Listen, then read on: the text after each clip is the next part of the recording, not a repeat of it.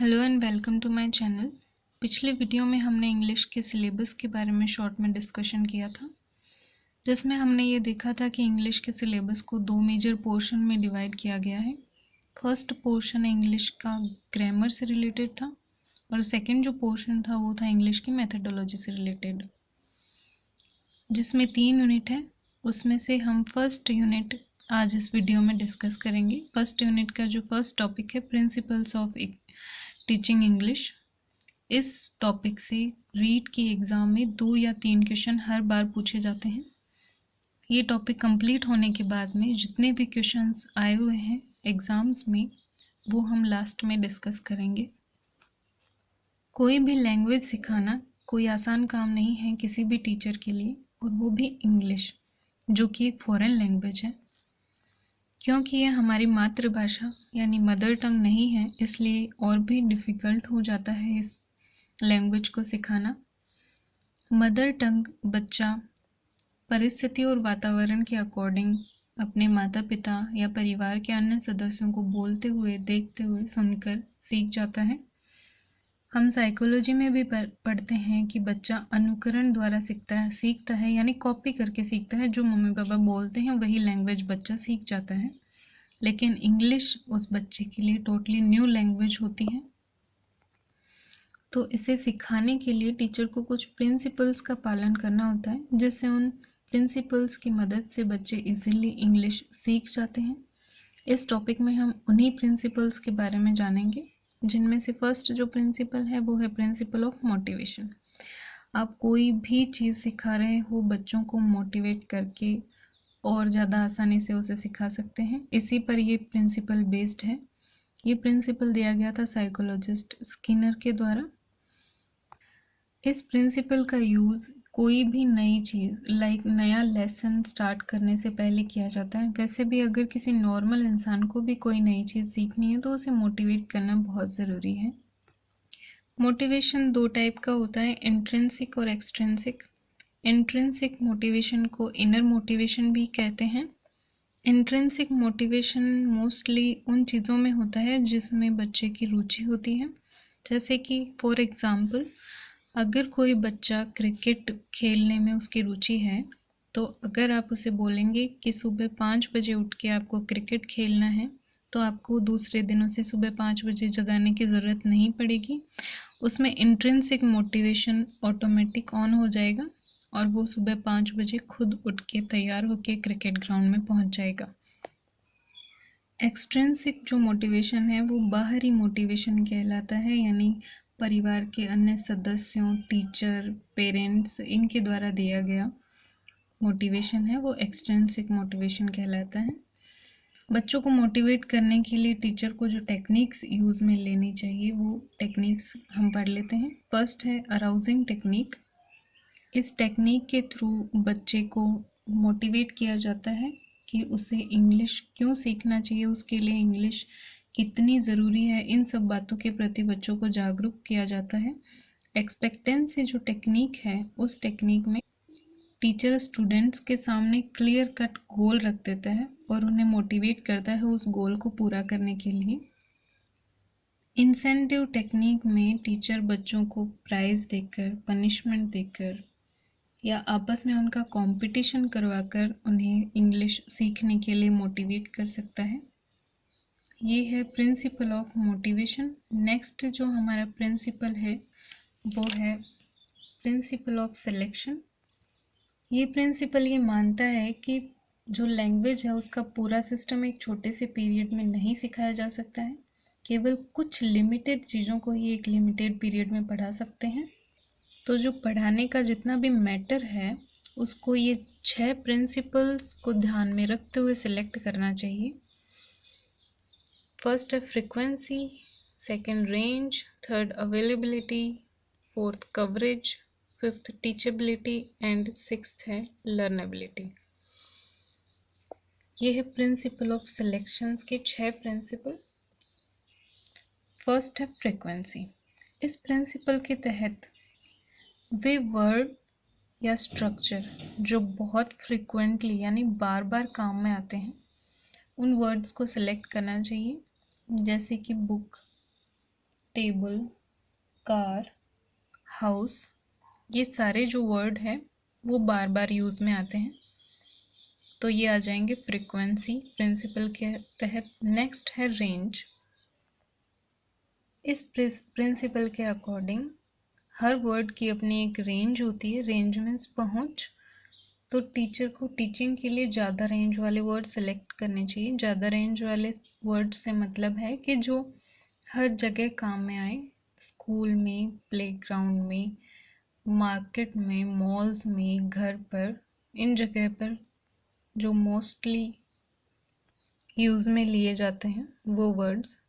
Next है availability. Availability दो words को रेफर करते हैं, दो चीज़ों को रेफर करती है। फर्स्ट है कन्वीनियंट, सेकंड है यूज़फुल। कन्वीनियंट का मतलब है सुविधाजनक, यानी वो वर्ड्स जो कि सुविधाजनक हो, अवेलेबल हो, जैसे क्लास में pen, pencil, eraser, ruler, table, chair, bag, ये अवेलेबल होते हैं, तो इनके बारे में पढ़ाना चाहिए। नेक्स्ट है यूज़फुल। वो वर्ड सिलेक्ट करने चाहिए जो डेली लाइफ में यूज़फुल हो, अवेलेबल हो, जैसे बेड, घर में टीवी, कप, प्लेट, सारे अवेलेबल होते हैं और यूज़फुल भी। इन यूज़फुल वर्ड्स का सिलेक्शन किया जाना चाहिए। यूज़फुल प्लस कन्वीनियंट, ये दोनों जो है वो आते हैं अवेलेबिलिटी के, मतलब जो हमारे आसपास में अवेलेबल जितने भी वर्ड चीज़ें हैं उन वर्ड्स को इंग्लिश में सिखाना चाहिए। नेक्स्ट है फोर्थ, कवरेज। ऐसे वर्ड जिनकी कवरिंग कैपेसिटी ज़्यादा हो उनको सेलेक्ट किया जाना चाहिए। कवरिंग कैपेसिटी से मतलब है कि एक वर्ड कितने वर्ड्स को डिस्प्ले कर सकता है। जैसे कि फ्रूट। अब फ्रूट में कौन कौन से फ्रूट आ सकते हैं? बनाना, एप्पल, मैंगो, ग्रेप्स, ऑरेंज, ये सारे जितने भी हैं वो फ्रूट कैटेगरी के हैं। तो अगर इनको आप सिखाओगे तो इनमें से अगर आप एक पूछोगे फ्रूट का नाम, जैसे कि मैंगो, कि ये क्या है, तो आंसर आना चाहिए फ्रूट। तो एक फ्रूट वर्ड ने जो है वो कितने वर्ड्स को कवर कर लिया है? बहुत सारे फ्रूट्स, जिनमें बनाना, एप्पल, जितने भी फ्रूट आते हैं वो सारे। नेक्स्ट है टीचेबिलिटी। टीचेबिलिटी का मीनिंग है कि जो पढ़ाने में आसान हो, जो सामने प्रेजेंट हो, जैसे कि हट, HUT, हट। फॉर एग्जाम्पल आप हट यानी झोपड़ी, अगर उसे बच्चों को पढ़ाना चाहे तो वो ज़्यादा आसान है, क्योंकि आप उसका या तो ब्लैक बोर्ड पे उसको पेंट करके बता सकते हो या उसकी पेंटिंग दिखा सकते हो, जब बजाय कि आप ऑनेस्टी अगर पढ़ाओगे तो ऑनेस्टी पढ़ाना थोड़ा डिफ़िकल्ट है। ये सारा टीचेबिलिटी में आता है। नेक्स्ट है लर्नेबिलिटी। साइकोलॉजिस्ट का मानना है कि चीज़ों को स्टूडेंट्स की एज को ध्यान में रखकर सिखाना चाहिए। वे वर्ड जो हायर क्लास के स्टूडेंट्स द्वारा आसानी से सीखे जा सकते हैं, लोअर क्लास के स्टूडेंट्स के लिए मुश्किल होते हैं। तो टीचिंग मैटर को सेलेक्ट करते समय स्टूडेंट्स की लर्नेबिलिटी मतलब एज को ध्यान में रखकर सेलेक्ट करना चाहिए। ये जो 6 टाइप है वो प्रिंसिपल ऑफ सिलेक्शन के अंडर आते हैं। नेक्स्ट हमारा प्रिंसिपल है प्रिंसिपल ऑफ ग्रेडेशन। इसके तहत ग्रेडेशन का मीनिंग है मैटर को आसान बनाना। प्रिंसिपल ऑफ ग्रेडेशन के पीछे ये आइडिया है कि मैटर को इतना आसान या सिंपल बना दिया जाए कि लैंग्वेज जो लर्निंग है वो बहुत आसान हो जाए। इसके अंडर 2 प्रिंसिपल्स हैं, principle of grouping and principle of sequencing. First जो प्रिंसिपल ऑफ ग्रुपिंग है उसका फर्स्ट पार्ट है फोनेटिक ग्रुपिंग।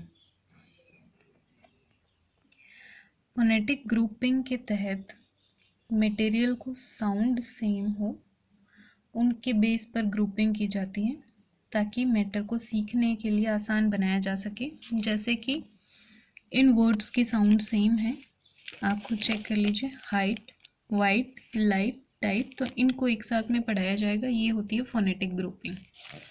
नेक्स्ट है लेक्सिकल ग्रुपिंग।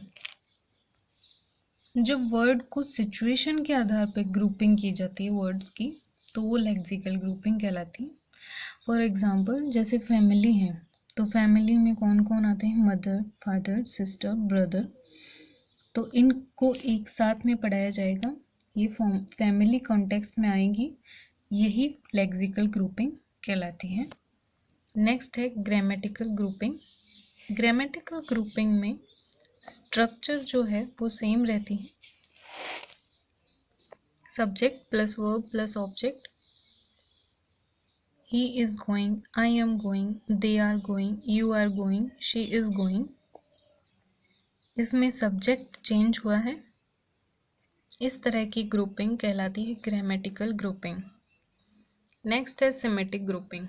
सिमेटिक ग्रुपिंग में जिनके मीनिंग सेम हो, एक तरह से सिनोनिम ही मान लीजिए, उनको एक साथ पढ़ाया जाता है, जैसे कि ब्यूटीफुल, चार्मिंग एक्सेट्रा। इनके मीनिंग सेम है, ये आते हैं सिमेटिक ग्रुपिंग में। सेकंड जो प्रिंसिपल है वो है प्रिंसिपल ऑफ सीक्वेंसिंग। ग्रुपिंग के बाद में किस सीक्वेंस से वर्ड्स को पढ़ाना चाहिए वो इसके तहत आता है। फर्स्ट है ग्रामेटिकल सीक्वेंस। इस सीक्वेंस में सबसे पहले सिंपल स्ट्रक्चर वाले सेंटेंस पढ़ाने चाहिए, जैसे कि ही इज ईटिंग पिज्ज़ा। जब सिंपल स्ट्रक्चर बच्चा बनाना सीख जाता है, उसके बाद में और लंबा सेंटेंस बनवाएं, जैसे कि he is eating pizza with his friend in a restaurant.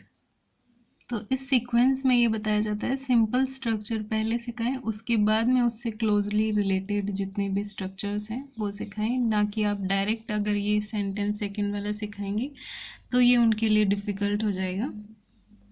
Next है लेक्सिकल सीक्वेंस। लेक्सिकल सीक्वेंस में जितने भी वर्ड, कौन सा वर्ड किस वर्ड को फॉलो करता है, ये सारी चीज़ें इस सीक्वेंस के अंडर आती हैं। जैसे or follows either, nor follows neither, there follows here, either or neither nor here there, ये हम पढ़ते हैं। ये सारे जितने भी वर्ड्स हैं ये लेक्सिकल सीक्वेंस में आते हैं। Semantic sequence. सिमेटिक सीक्वेंस में वो सारे वर्ड्स आते हैं जिनके मीनिंग सेम है। सिमेटिक सीक्वेंस और सिमेटिक ग्रुपिंग सेम है। नेक्स्ट है प्रिंसिपल ऑफ नेचुरलनेस या प्रॉपर ऑर्डर। किस ऑर्डर में बच्चा मदर टंग सीखता है, उसी ऑर्डर में वो अदर लैंग्वेज भी सीखता है। जैसे कि आप किसी भी बच्चे को नोटिस कीजिएगा, पहले वो आपकी बात सुनेगा, आप जो वर्ड बोलोगे वो सुनेगा, उसके बाद में उसे बोलने की कोशिश करेगा, उसके बाद पढ़ेगा और फिर लिखेगा। तो ये एक नेचुरल सीक्वेंस है उसको कोई भी भाषा सीखने का, सुनना, बोलना, पढ़ना और लिखना, जिसको शॉर्ट में बोलते हैं LSRW। यही ऑर्डर है कोई भी लैंग्वेज सीखने का, प्रॉपर ऑर्डर। कई बार इससे भी क्वेश्चन आ जाता है कि कौन सा ऑर्डर है बच्चे का नेचुरली कोई भी लैंग्वेज सीखने का। उसमें आपको LSRW सीक्वेंस की जगह SLRW दे दिया जाएगा, WRSL दे दिया जाएगा। तो उसमें से आपको सही सीक्वेंस चुनना होगा, जो कि है LSRW, listening, speaking, reading and writing. Next है principle of proportion. Principle of proportion ये कहता है कि कई बार जो टीचर है वो कोई पोर्शन पढ़ा देते हैं, कोई छोड़ देते हैं, जबकि ऐसा नहीं करना चाहिए। हर पोर्शन पे टीचर को इक्वली ध्यान देना चाहिए। रिसेप्टिव एस्पेक्ट्स मीन्स होता है पहलू।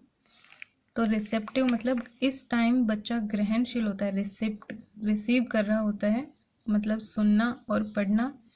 नेक्स्ट है प्रोडक्टिव एस्पेक्ट्स, मतलब स्पीकिंग एंड राइटिंग, बोलना और लिखना। ये चारों एस्पेक्ट्स पे टीचर को ध्यान देना ज़रूरी है। कई बार बच्चा पढ़ लेता है लेकिन लिख नहीं पाता है, कई बार लिख लेता है लेकिन पढ़ नहीं पाता है। तो इक्वली चारों जो है एस्पेक्ट्स, उन पे टीचर को ध्यान देना ज़रूरी है। यही इस प्रिंसिपल के तहत आता है, principle of proportion. Next principle है the principle of accuracy and correctness. ये प्रिंसिपल ये बोलता है कि जो भी आप बच्चे को सिखाते हो वो एक्यूरेट और करेक्ट होना चाहिए। बच्चे का वर्ड्स का प्रोनंसिएशन एकदम सही होना चाहिए। उसका इंटोनेशन मतलब बोलते समय जो स्वर में उतार चढ़ाव आते हैं वो एकदम सही होना चाहिए। स्पेलिंग मिस्टेक नहीं होनी चाहिए। आर्टिकुलेशन मतलब उसका उच्चारण जो है वो स्पष्ट होना चाहिए। ये प्रिंसिपल एक्यूरेसी पे ही जोर डालता है। नेक्स्ट प्रिंसिपल है principle of linking with life, यानी जो भी आप लैंग्वेज उसे सिखा रहे हो उसे आप उसकी नॉर्मल लाइफ से जोड़कर सिखाएं, क्योंकि वो हर जगह काम में आती है, चाहे वो प्लेग्राउंड हो, क्लासरूम हो, एवरीडे की लाइफ हो, प्ले फील्ड हो, मार्केट हो, वहाँ सब जगह यूज़ में आती हैं। तो वो वर्ड्स या वो सेंटेंस कन्वे करने के लिए रियल क्लासरूम सिचुएशन को क्रिएट करना चाहिए।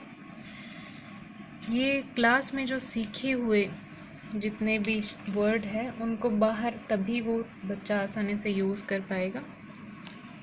जैसे अगर आप उन्हें वेजिटेबल्स के बारे में जो रियल लाइफ में काम में आती है उनके बारे में सिखाएंगे, तो अगर वो वेजिटेबल मार्केट में जाता है तो उनको जितनी भी वेजिटेबल्स है उन वेजिटेबल्स का इंग्लिश में नाम उसे पता होगा और उनका इंग्लिश में नाम वो यूज़ कर पाएगा। नेक्स्ट है प्रिंसिपल ऑफ इमिटेशन। इमिटेशन का मतलब होता है अनुकरण करना, कॉपी करना। बच्चा जो है वो टीचर्स को, पेरेंट्स को, उनको देखकर ही जो जैसा वो बोलते हैं वैसा सीखता है। तो टीचर को एक लैंग्वेज मॉडल की तरह वर्क करना चाहिए स्कूल क्लासरूम में, ताकि उसे देखकर बच्चा है वो ज़्यादा से ज़्यादा सही शब्दों का प्रयोग कर सके और सही शब्द सीख सके। ये कुछ प्रिंसिपल हमने आज पढ़े। कुछ प्रिंसिपल्स और बाकी हैं इस टॉपिक से रिलेटेड। उन प्रिंसिपल्स को हम नेक्स्ट वीडियो में पढ़ेंगे और उसके बाद जितने भी इस टॉपिक से रिलेटेड क्वेश्चन हैं उन क्वेश्चंस को हम टॉपिक के एंड में करेंगे, जिससे आपको ये पता चल जाएगा कि आपने कितना सीखा है और आपके कितने क्वेश्चन सही हो रहे हैं। आज के लिए इतना ही। मिलते हैं नेक्स्ट वीडियो में एक नए टॉपिक के साथ। तब तक के लिए धन्यवाद।